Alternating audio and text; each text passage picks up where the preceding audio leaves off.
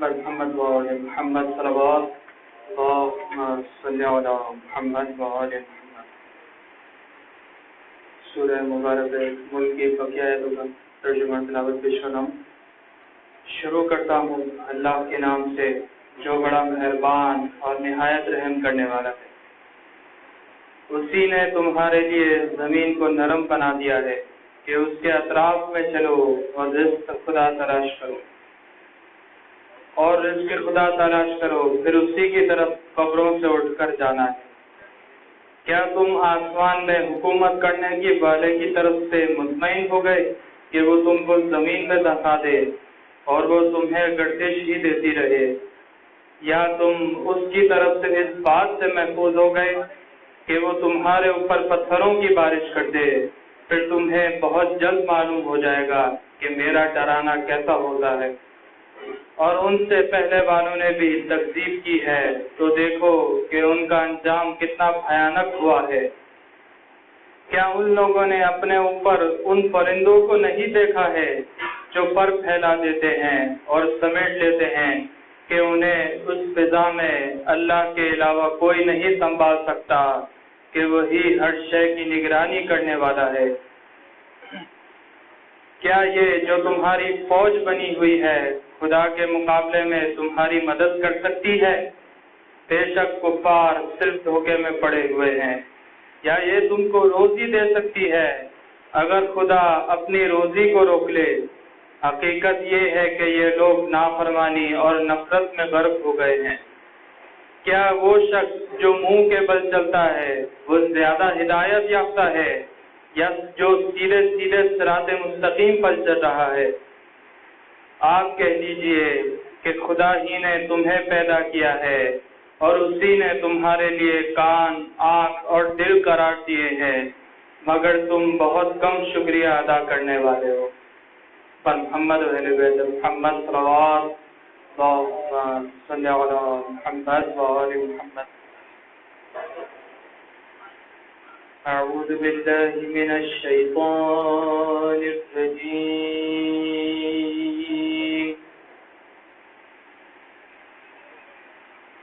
بسم اللہ الرحمن الرحیم۔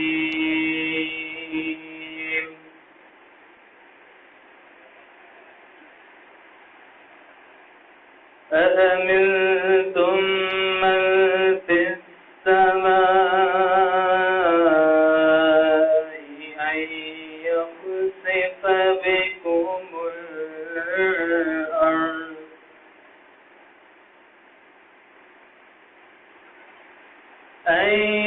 يخسف بكم الأرض فإذا هي تمور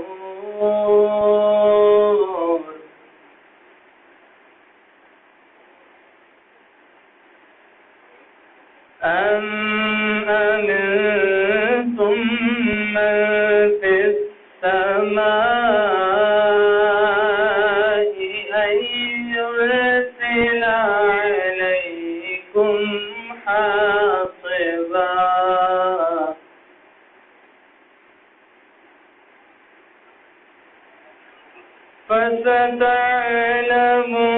فستعلمون كيف نذير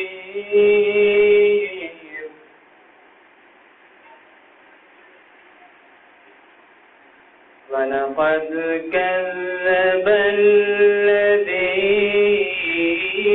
من قبلهم فكيف كان نكير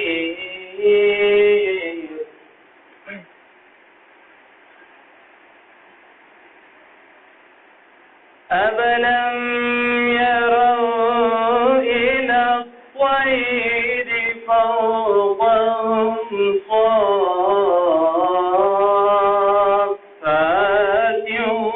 وَيَقْبِضْنَ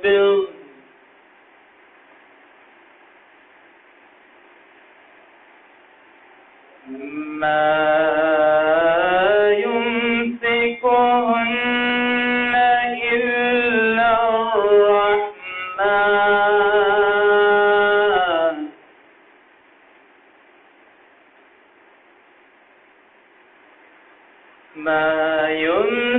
يمسكهن إلا الرحمن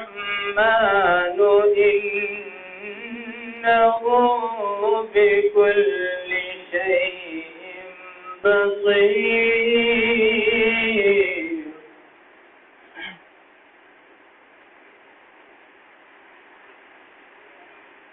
أمن هذا الذي هو جند لكم ينصركم من دون الرحمن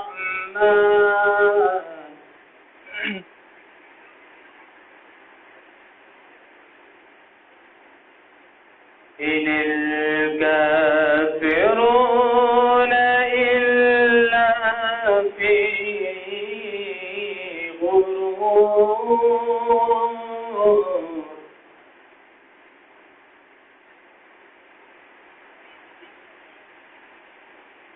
أمن هذا الذي يرزقكم إن أمسك رزقه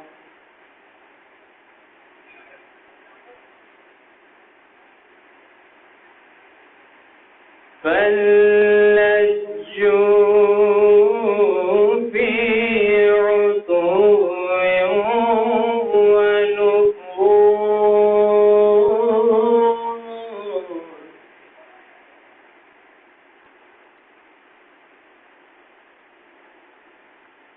أفمن يمشي مكبا على وجهه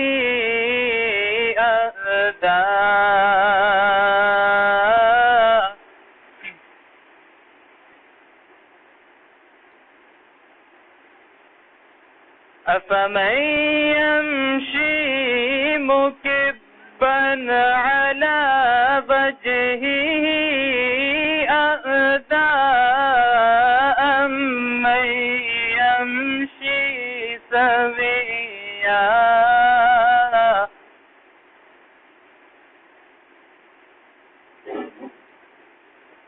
أمن يمشي سويا على صراط مستقيم.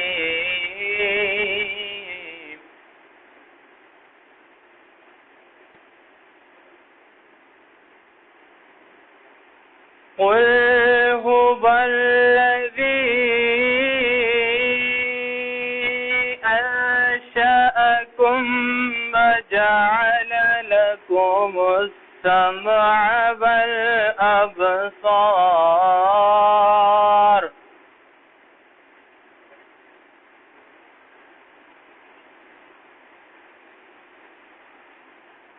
وجعل لكم السمع والأبصار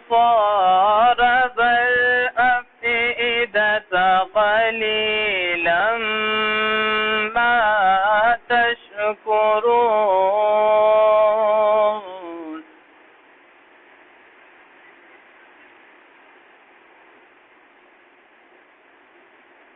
قل هو الذي ذرأكم في الأرض وإليه تحشرون.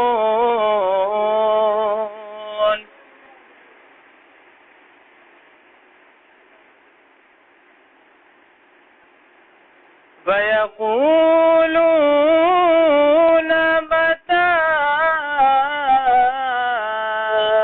هذا البعث إن كنتم صادقين.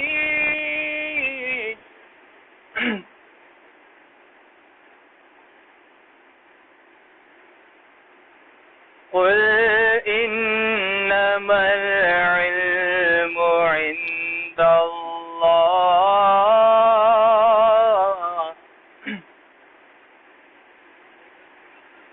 قل إنما العلم عند الله وإنما جاءنا نذير مبين صدق الله العلي العظيم اللهم صل وسلم وزد وبارك على رسول الله وآله الأطهار على رسول الله وآله الأطهار محمد صلوات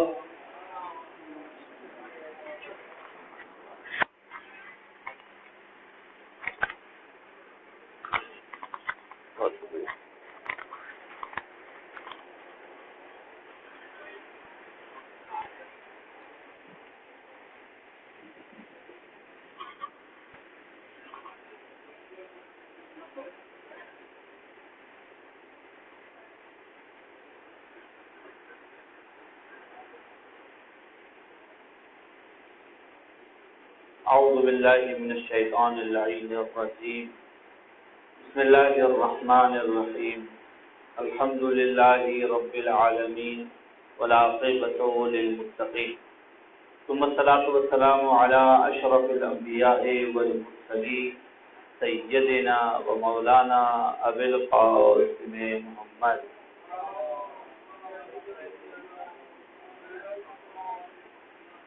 وآلہ الطیبین الطاہرین لا سیما بقیۃ اللہ العظم روحی و ارواح العالمین لتراب مقدمہ الفدا واللعن الدائمۃ علی اعدائہ مجمعین من یومنا الی قیام یوم الدین اما بعد فقد قال اللہ تبارک و تعالی فی محکم کتابہ المجید و متقن کلامہ المبین وقولہ الحق بسم اللہ الرحمن الرحیم وَلِلَّذِينَ كَفَرُوا بِرَبِّهِمْ عَذَابُ جَهَنَّمَ وَبِئْسَ الْمَصِيرُ درود پڑھیے محمد وعلیہ السلام۔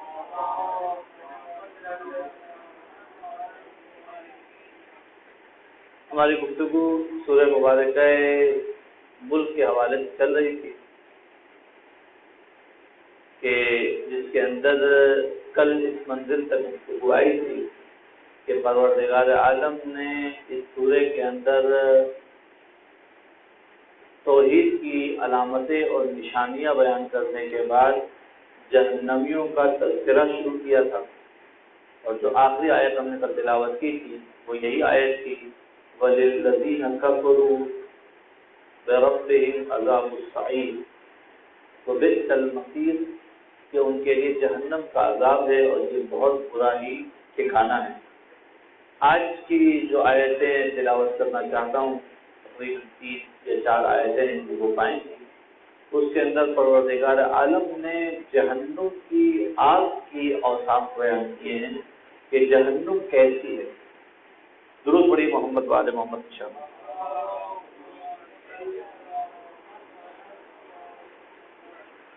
وَلِلَّذِينَ كَفَرُوا بِرَبِّهِمْ عَذَابُ جَهَنَّمَ وَبِئْسَ الْمَصِيرُ وَإِذَا أُلْقُوا فِيهَا سَمِعُوا فِيهَا شَهِيقًا وَهِيَ تَفُورُ کہ جب یہ کافر اس جہنم میں ڈالے جائیں گے تو جب یہ ڈالے جائیں گے تو وہاں پر ایک آواز سنیں گے، سَمِعُوا فِيهَا شَهِيقًا، یہ ایک آواز سنیں گے، ایک چیخ سنیں گے، وَهِيَ تَفُورُ اور یہ آگ مسلسل ابل رہی ہو۔ شہید کسے کہتے ہیں؟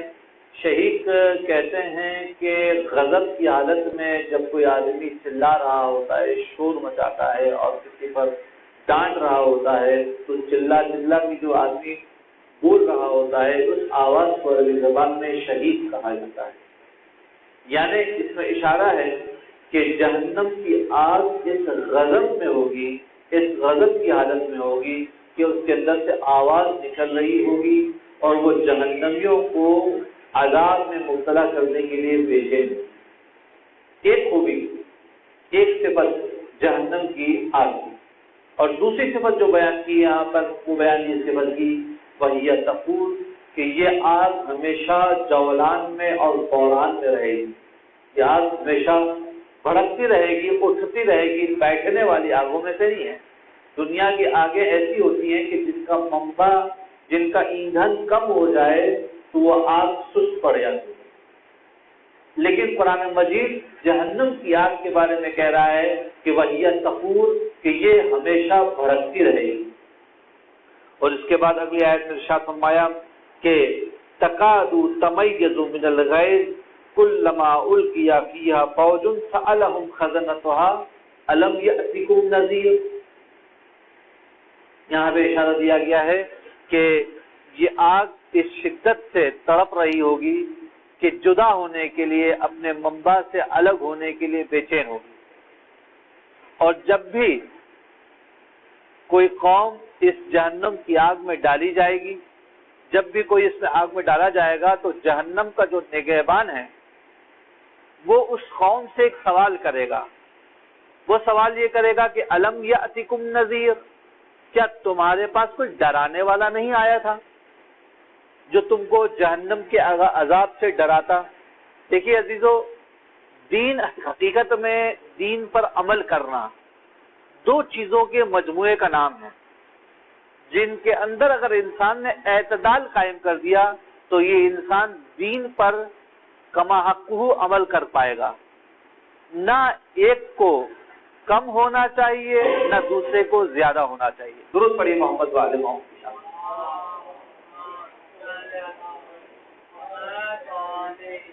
وہ دو چیزیں کہ جن کے بارے میں یہ کہہ رہا ہوں میں کہ جن کے اندر اعتدال انتہائی ضروری ہے، وہ چیزیں کیا ہیں؟ خوف اور رجا۔ خوف اور رجا جو انسان کے اندر پایا جاتا ہے، انسان کے اندر امید ہو پروردگار عالم سے کہ پروردگار عالم میری بخشش کرے گا، یہ ہے رجا۔ انسان کو یہ خوف ہو کہ میرے گناہ مجھے جنت میں جانے سے رکاوٹ بنیں گے اور میرے گناہ مجھے جہنم کی طرف لے کے جائیں گے، میرا پروردگار مجھے سزا دے گا میرے گناہوں کی وجہ سے، یہ خوف۔ یہ دونوں خوف اور رجا کا عنصر اگر برابر رہے تو انسان اعتدال پر قائم ہو جاتا ہے، اور اگر کسی ایک میں کمی آئے، چاہے خوف میں کمی آئے چاہے رجا میں کمی آئے، دونوں صورتوں میں انسان انحراف کا شکار ہو جائے گا۔ وہ کیسے ہے؟ اس لیے کہ اگر انسان کو خوف نکل جائے، امید رہ جائے فقط کہ پروردگار عالم مجھے معاف کرنے والا ہے، پروردگار عالم میری بخشش کرنے والا ہے، تو یہ انسان گناہوں سے گریز نہیں کرے گا، گناہوں میں مبتلا ہوتا چلائے گا۔ اور اگر انسان خوف میں مبتلا ہو جائے کہ میرے اتنے گناہ ہیں کہ اس کے پاس سے رجا نکل جائے، امید نکل جائے، تو پھر کیا ہوگا؟ پھر ہوگا یہ کہ انسان مایوس ہو جائے گا، یاس کی طرف چلا جائے گا۔ درود پڑھیے محمد والے محمد۔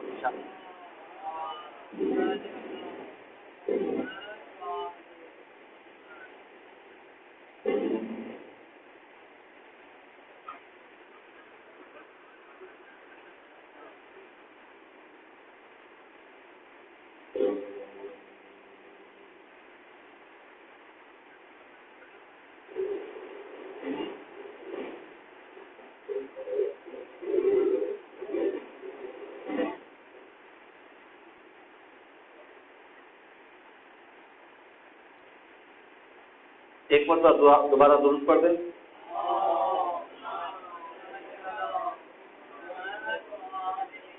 انہی دو اوصاف کو پیدا کرنے والے کو، کہ جو شخص انسان میں یہ اوصاف پیدا کر دے، اسے بشیر اور نذیر کہتے ہیں۔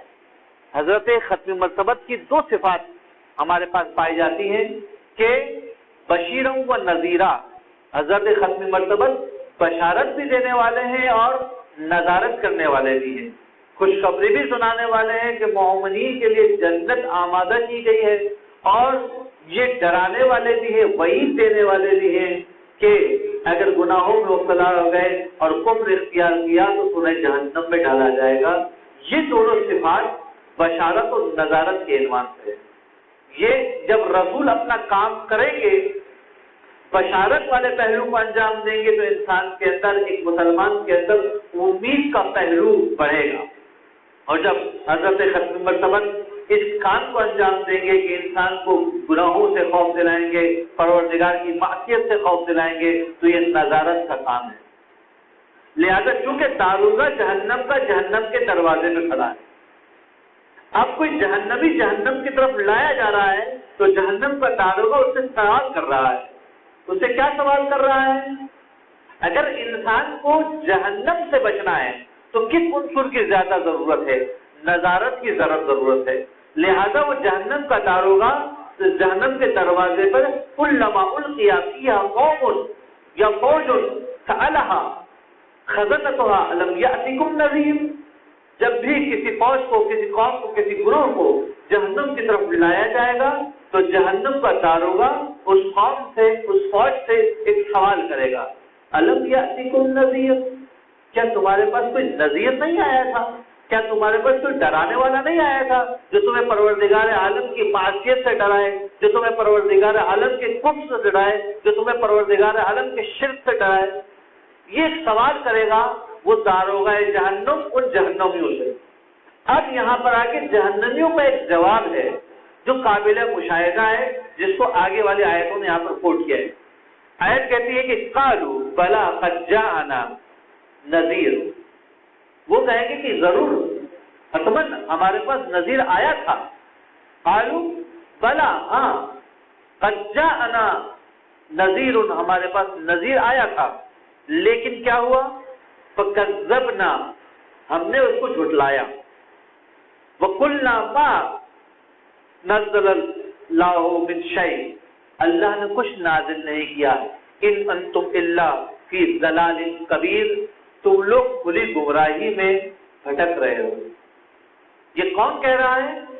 یہ جہنمی کہہ رہے ہیں کہ ہمارے پاس آیا تھا نذیر، ہمارے پاس ڈرانے والا آیا تھا، لیکن جب آیا ہمارے پاس تو ہم نے کیا کیا اس کے ساتھ؟ ہم نے اس کو جھٹلایا کہ تم جھوٹے ہو۔ ما نزل اللہ من شیء، اللہ نے کچھ نازل نہیں کیا، ان انت الا فی ضلال مبین، تم لوگ جو اپنے آپ کو نذیر کہتے ہو تم ہی گمراہی میں ہو۔ یعنی کیا ہوا ہے؟ ہوا یہ کہ وہ لوگ، وہ افراد کے جن کو پروردگار عالم نے نظارت کا کام سونپا تھا، ڈرانے کے لیے جنہیں بھیجا تھا، اگر انسان انہی کو جھٹلانا شروع کر دے، انہی کا انکار کر دے تو کیا ہوگا؟ ہوگا یہ کہ اسے جو ہے وہ کوئی ڈرانے والا اس کے لیے شامل حال نہیں ہوگا۔ لیکن مسئلہ یہاں پر اتنا آتا ہے کہ اگر کوئی خدا کا نمائندہ ہے، خدا کا پیغمبر ہے، کوئی نذیر ہے اور آ کر یہ پیغام دے رہا ہے کہ میں پروردگار عالم کی جانب سے آیا ہوں ڈرانے کے لیے، تو ایک انسان کو کیسے پتا چلے، ایک انسان کو کیسے معلوم ہو کہ یہ کہنے والا شخص اللہ کا نمائندہ ہے، اللہ کی طرف سے اس کام پر مامور ہے؟ یہ انسانوں کو کیسے پتا چلے؟ اس کا اگر کسی کو پتہ ہی نہ چلے، کوئی اگر یقین ہی نہ کر پائے بیچارہ، جس کو یقین ہی نہیں ہو رہا کہ یہ جو شخص مجھے ڈرا رہا ہے خدا کا نمائندہ ہے، تو اس کا تو کوئی قصور ہی نہیں ہے، اس کا تو کوئی قصور ہی نہیں ہے۔ تو پھر کیا ان لوگوں کی بات ہو رہی ہے اس آیات کے اندر کہ جس کے بعد پروردگار کا کوئی نمائندہ آیا اور اس نے یہ کہا کہ میں پروردگار کا نمائندہ ہوں، میں تمہیں ڈرانے کے لیے آیا ہوں، اور انہوں نے اس کی بات پر یقین نہیں آیا تو انہوں نے جھٹلا دیا؟ کیا یہ ایسے لوگ ہیں؟ نہیں، یہ ایسے لوگ نہیں ہیں، کیونکہ ایسے لوگ ہوتے تو معذور ہوتے۔ ایسے لوگوں کے عذر کو پروردگار عالم قبول کرتا ہے۔ یہ کن لوگوں کی بات ہو رہی ہے؟ یہ ان لوگوں کی بات ہو رہی ہے کہ جس کے پاس دلیل کے ذریعے سے پروف ہو چکا ہے کہ یہ آدمی پروردگار کا نمائندہ ہے، پروردگار کی جانب سے آیا ہے، معجزے تھے اس نے ثابت کر دیا ہے کہ میں پروردگار کی جانب سے ہوں، لیکن اس کے باوجود بھی یہ لوگ ہٹ درمی کرتے ہوئے اس شخص کو جھٹلا رہے ہیں۔ بہت ہی سینسیٹیو نقطے کی طرف آ گئے ہم کہ دین میں تعقل، دین میں عقل بہت ہی اہم عنصر ہے دین کا۔ ہمارے یہاں پر یہ سمجھا جاتا ہے کہ من کان عاقلا نہیں ہوتے، دونوں جملوں کو جوڑیے گا، جملہ کیا کہہ رہا ہے کہ من کان عاقلا کان لہ دین، جو عاقل ہوگا اس کے پاس دین ہوگا، وہ من کان لہ دین لہ جنہ دخلت الجنہ، جس کے پاس دین ہوگا وہ جنت میں جائے گا۔ یعنی کیا مطلب؟ پہلے مرحلے میں عقل ہو، عقل ہوگی تو دین آئے گا، اور دین آئے گا تو پھر اس کے بعد جنت کی بشارت موجود ہے۔ لیکن ہم نے کیا سمجھ رکھا ہے؟ ہم نے یہ سمجھ رکھا ہے کہ دیندار وہ ہے جو انتہائی بیوقوف ہو، جو انتہائی نادان ہو۔ جتنا ذرا بیوقوف ہوگا ہم اسی کو دیندار سمجھتے ہیں، اسی کو متدین سمجھتے ہیں، جبکہ ایسا نہیں ہے۔ روایات میں ملتا ہے کہ امام کے پاس لوگوں نے آ کے کسی کی جو ہے وہ عبادت کی تعریف کی، دینداری کی تعریف کی کہ فلاں تو بڑا دیندار آدمی ہے، بڑا نمازی، بڑا پرہیزگار ہے۔ تو امام نے پلٹ کر سوال کیا، وَلَهُ عَقْلٌ، کیا عقل مند بھی ہے؟ امام کسی کی ظاہری دینداری سے متاثر نہیں ہو رہے، ظاہری اٹھ بیٹھ سے متاثر نہیں ہو رہے، بلکہ سوال کر رہے ہیں کہ یہ دین پہ جو عمل کر رہا ہے، نماز روزے جو انجام دے رہا ہے، جس کو دینداری سمجھتے ہو، اس آدمی کے پاس عقل بھی ہے؟ لوگوں نے تعجب کیا، بولا ہم تو اس کی نماز کی بات کر رہے ہیں۔ کہا کہ ہم تو اس کی دین کی بات کر رہے ہیں کہ اگر عقل ہے تو دین ہے، اگر عقل نہیں ہے تو نماز و عبادات کو انجام دے رہا ہے، فضول کی اٹھ بیٹھ ہے۔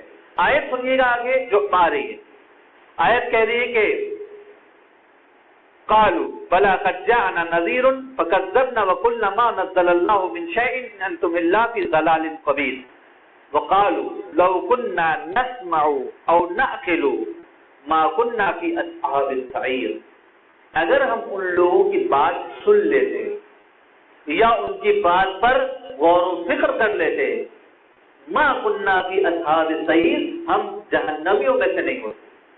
یہاں پر خود جہنمی اپنی بیوقوفی، اپنی دیوانگی اور اپنے ابلہ ہونے کا اعلان کر رہے ہیں، اور ایک عجیب پیمانہ بھی دیا جا رہا ہے کہ ابھی ہم نے ایک موضوع شروع کیا تھا کہ اگر کسی کو سمجھ میں نہیں آ رہا کہ یہ جو آدمی آ کے دعویٰ کر رہا ہے کہ پروردگار کی جانب سے میں نمائندہ نہیں ہے، اگر سمجھتے ہیں وہ کیا ہے، وہ یہ ہے کہ تو پھر کیا کہا، میں تمہیں اس سے بہتر ایک اور شخص کی داستان سناتا ہوں جو اس سے بھی کم سرمایہ لے کر گیا اور اس سے بھی کم وقت میں پلٹ کر آیا، لیکن اس نے اتنا کمایا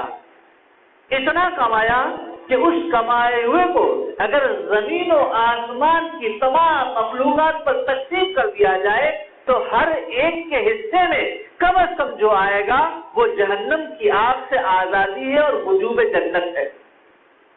اگر اس کو تقسیم کیا جائے، یہ آدمی جو لے کر آ رہا ہے تمہارے اس صاحب کی نسبت سے کم مال لے کر گیا، کم مدت سے پلٹ کر آیا، اور اتنا لے کر آیا کہ اگر اس کو زمین و آسمان کے تمام لوگوں میں، تمام مخلوقات میں تقسیم کر دیا جائے تو ہر ایک کے حصے میں جو آئے گا وہ کم سے کم دو چیزیں، عذاب جہنم سے معافی، وجوب نار۔ شب قدر ہے نا، شب قدر میں ہم جس چیز سے دعا مانگتے ہیں کہ رقبتی من النار، کہ پروردگار عالم ہماری گردن کو آگ سے آزاد کر دینا۔ پیمانہ سنیے ذرا، وہ لے کر آئے، کہا رسول خدا یہ کون سا شخص ہے جو فلانی سے کم مدت میں گیا، کم سرمایہ لے کر گیا، جلدی واپس آیا اور اتنا کما کر آیا، ہم اسے دیکھنا چاہتے ہیں۔ تو رسول خدا نے ایک انصاری شخص کہ جس کی حیات ہمارے بقول اجڑی ہوئی تھی، ایک خاص دنیا کے لوگ ہوتے ہیں علی والے، ان کا ایک خاص حلیہ، ایک خاص نیچر ہوتی ہے، اجڑی ہوئی کیفیت میں، بال بکھرے ہوئے، کپڑے بکھرے ہوئے وہ چلا آ رہا ہے۔ رسول نے کہا کہ حاضر مقبل، یہ جو آ رہا ہے نا یہی وہ شخص ہے کہ جس کے ساتھ یہ ماجرا ہوا ہے۔ تو لوگوں نے پوچھا کہ ہوا کیا؟ کہا خود ہی جا کے کچھ دوست ہیں۔ یہ لوگ اس آدمی کے پاس، اس انصاری کے پاس گئے۔ انصاری تو معلوم ہے، انصار جسے ہم کہتے ہیں کہ جنہوں نے مدینہ کے رہنے والے تھے، جنہوں نے رسول خدا کی مدد کی تھی مدینہ میں، ہجرت کے بعد ساتھ دیا، یہ لوگ انصار کہلاتے ہیں۔ یہ انصاری جب لوگ اس کے بعد سے سلام کیا اور اس کو خوشخبری سنائی کہ رسول خدا نے تمہارے بارے میں ایسی بات کہی ہے، بتاؤ تم نے کیا کیا، بتاؤ تم نے کیا کیا۔ دیکھیں نیک عمل کرنے والے کی شان یہ ہوتی ہے، جب وہ نیک عمل کر گزرتا ہے اس کو پتہ بھی نہیں ہوتا کہ میں نے کیا کیا۔ کیوں؟ کیونکہ وہ اپنی نیکیوں کو بہت بڑا کر کے نہیں دیکھتا. ہماری عادت ہو چکی ہے کہ چھوٹی چھوٹی نیکیوں کو بہت بڑا کر کے دیکھتے ہیں, ہر جگہ گاتے رہتے ہیں. لیکن اگر ایمان کی بات ہو, نیکی کی بات ہو, پروردگار سے امید رکھنے کی بات ہو, تو وہ نیکی کر گزرتا ہے اور اتنے نیکیاں کی ہوتی ہیں اس کو یاد بھی نہیں ہوتا میں نے کیا اچھا کام کیا, کیا نیا کیا. ایک مرتبہ اس سے پوچھا کہ ہوا کیا, کہ تم نے کیا ایسا کیا کہ جس کی وجہ سے یہ ہو گیا. کہا کہ میں نے کوئی خاص تو ایسا کچھ بھی نہیں کیا, بس میری ایک حاجت تھی, ایک کام تھا گھر کے بچوں کے روزگار کے سلسلے میں, تو میں گھر سے باہر نکلا.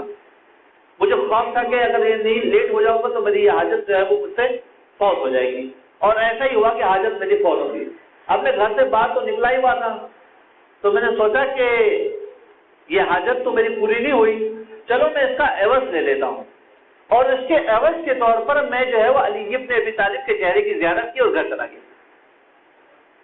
میں نے اپنی حاجت جو میری فوت ہو گئی تھی اس کی عوض کے طور پر میں نے کیا کیا کہ چلو حاجت تو فوت ہو گئی, جا کے علی کے چہرے کی زیارت کی میں نے, اور اس کے بعد میں گھر چلا گیا. علی کے چہرے کی زیارت کے لیے آدمی خود چل کے گیا ہے اور علی کے چہرے کی زیارت کی اور گھر چلا گیا. کیونکہ میں نے رسول خدا سے سنا ہے کہ رسول خدا نے فرمایا کہ ذکر علی عبادہ, علی کا ذکر عبادت ہے. النظر الی وجہ علی عبادہ, علی کے چہرے پہ نگاہ ڈالنا عبادت ہے. ایک مرتبہ یہ شخص بول رہا تھا, رسول خدا وہیں کھڑے تھے, اور رسول خدا نے کہا واللہ ای العبادہ, قسم کو خدا کیا عبادت ہے, اس عبادت کی کیا شان ہے, اس عبادت کی کیا شان ہے. ایک مرتبہ رسول خدا نے اس کو خوشخبری سنائی کہ تمہارا یہ عمل پروردگار کی بارگاہ میں اتنا مقبول ہوا ہے, اتنا مقبول ہوا ہے کہ روز جزا تم نے اس عمل کے درمیان جتنے سانس لیے تھے اس سانسوں کی مقدار میں جہنمیوں کو جہنم سے آزاد کرا کر جنت کی طرف لے کر جاؤ گے. صرف ایک عمل, وہ عمل کیا ہے کہ علی کے چہرے کی زیارت کرنا. دو چیزیں بھی ملا کر چلا رہا ہوں. پہلے میں نے کہا کہ علی کا ذکر عبادت ہے, اب دوسری چیز پہ آیا ہوں کہ علی کی زیارت کرنا عبادت ہے. یہ کوئی تعجب کی بات نہیں ہے. لوگ تعجب کرتے ہیں اس میں کہ علی کے چہرے کی زیارت کرنا عبادت ہے. ہم تو یہ کہتے ہیں کہ علی کے پیر کی زیارت کر لو, وہ بھی عبادت ہے. تم چہرے پہ کیوں جاتے ہیں؟ کیونکہ حضرت ختمی مرتبہ جو حکم دے دیں وہ حکم یا مستحب ہوتا ہے یا واجب ہوتا ہے. جو حکم دے دیں وہ حکم مستحب ہوتا ہے یا واجب ہوتا ہے, اور مستحب ہو یا واجب ہو عبادت ضرور بنے گا, ہوا عبادت سے خالی نہیں ہوگا. ایک مرتبہ جنگ خیبر کے موقع پر لوگ ختمی مرتبہ کے پاس آئے, یا رسول اللہ علی کو آگے دیکھیے کیا کر رہے ہیں علی, کہ ایک ہاتھ سے در خیبر کو اٹھایا ہوا ہے, ایک مرتبہ آگے لے کر جاتے ہیں, لوگوں کو سوار کرتے ہیں, پھر پیچھے لے لیتے ہیں, لوگ ادھر اتر جاتے ہیں. اس در خیبر کو پل بنایا ہوا ہے. رسول نے کہا کہ اس میں حیرت کی کیا بات ہے, جاؤ جا کے علی کے پیر دیکھو. اب یہ دوبارہ دوڑے ہوئے علی کے پیر دیکھنے کے لیے, تو دیکھا کہ علی کے پیر ہوا میں معلق ہے. تو رسول نے لوگوں کو حکم دیا کہ جا کے علی کے پیر دیکھو, اور رسول کا حکم عبادت کے زمرے میں آتا ہے. تو علی کے بارے میں جو بات بھی کہی جائے, جو فضیلتیں بیان کی جائے, وہ فضیلتیں علی کے لیے فضیلت نہیں ہیں, بلکہ وہ فضیلت کے لیے فضیلت ہے کہ علی سے منسلک ہے. فضیلت بنتی وہ سب فضیلت ہے جب میرے مولا علی ابن ابی طالب سے وابستہ ہو جائے.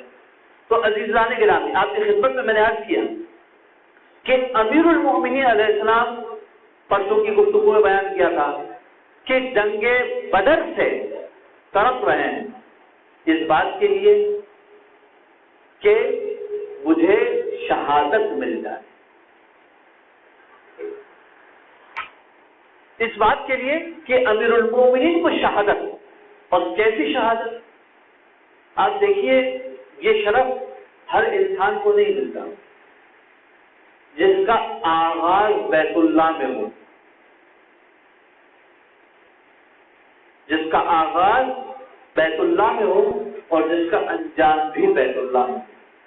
خانہ کعبہ بھی بیت اللہ ہے, مسجد بھی بیت اللہ ہے. جس کی پوری زندگی انہی دو چیزوں کے درمیان گزری ہے. امیر المومنین کے بارے میں آپ جا کے دیکھیے، جتنا مطالعہ کر سکتے ہیں، اتنے فضائل ہیں کہ حضرت ختمی مرتبہ فرماتے ہیں کہ اگر میں علی کے فضائل بیان کر دوں تو لوگ علی کے قدموں کی خاک اٹھا کر تبرک کے طور پر خط پہ ڈالیں، یعنی رسول نے علی کے فضائل بیان نہیں کیے اس خوف سے کہ قوم برادری کا شکار نہ ہو جائے۔ اور علی کی زندگی کا خلاصہ کیا ہے؟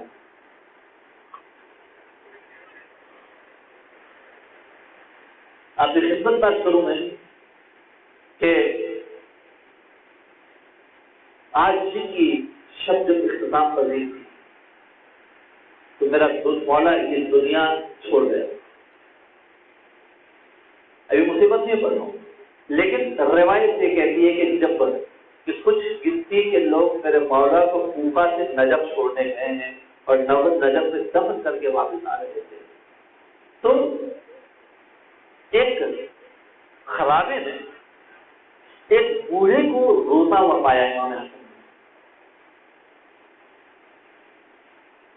علی کا فرزند ہے، باپ کے غم میں باپ کو ابھی دفن کر کے آ رہا ہے، لیکن اس بوڑھے کو بے نوا کو روتا ہوا دیکھ نہیں سکے۔ ایک مرتبہ قریب ہے، پوچھا کہ کیوں روتے؟ بوڑھے نے کہا کہ میرا ایک دوست تھا جو ہر شب میرے پاس آتا تھا، ایک ہی تو دوست تھا میرا، بڑا خیال رکھتا تھا، ہر شب میرے پاس آتا تھا، میرے لیے غذا لے کر آتا تھا، کھانا لے کر آتا تھا، لیکن آج 3 شبیں ہو گئی ہیں وہ میرے پاس نہیں آیا۔ ارے میرا مولا حسن کس طریقے سے اس بوڑھے سے کہے کہ ارے تمہارا آنے والا، تمہارا راشن لانے والا، تمہارے لیے رزق لانے والا اس دنیا سے اٹھ گیا۔ ارے حسن کے پاس تو، میرے مولا کے پاس تو اتنی طاقت بھی نہیں کہ اپنے شہر کوفہ میں لوگوں کو یہ بتا سکے کہ میں اپنے بابا کو کیا دفن کر کے آ گیا۔ ارے عزیزوں، میرے مولا کی کتنی بڑی غربت ہے، کتنی بڑی غربت ہے کہ کوفہ کا خلیفہ ہے، ارے بیٹے نے باپ کو دفن کیا ہے، لیکن جب تک امویوں کی حکومت رہی کسی کو معلوم نہیں ہوا کہ علی کی قبر کہاں ہے۔ ارے اس سے بڑی مظلومیت کیا ہوگی عزیزوں؟ ایک بیٹی کا باپ مدینہ میں دفن ہوا تھا تو فاطمہ الزہرا سلام اللہ علیہا نے ایسا گریہ کیا کہ جملے کہے کہ صبت علیہ مصائب لو انہا صبت علیہ لیا۔ ارے مجھ پر وہ مصیبتیں پڑی کہ وہ روشن دنوں پہ پڑتی تو سیاہ راتوں میں تبدیل ہو جاتی۔ ارے بیوی فاطمہ الزہرا، آپ پر کوئی پابندی تو نہیں تھی، ارے آپ کے بابا کی قبر آپ کی نگاہوں کے سامنے تو تھی۔ ارے بیوی آئیے آگے دیکھیے، کوفہ کے اندر کوفہ کی شہزادیاں، ارے زینب ہے، ام کلثوم ہے، ارے اپنے باپ کی قبر پر جا کر ماتم بھی نہیں کر سکتی کہ وہ زمانہ نہیں کہ علی کی قبر کسی کو بتائی جائے۔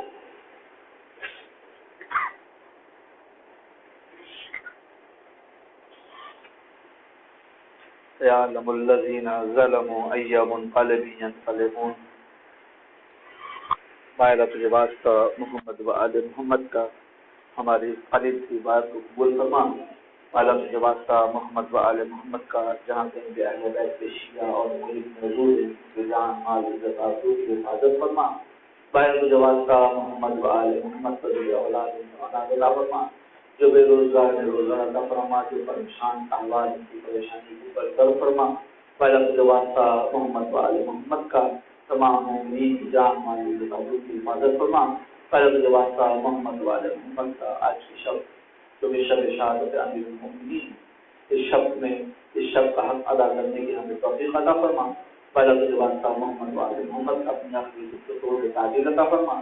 ہمیں دعوات میں شامل فرما، وتقبل منا انک انت الدعاء۔ مریضوں کی شفا یابی کے لیے درود پر دیجیے۔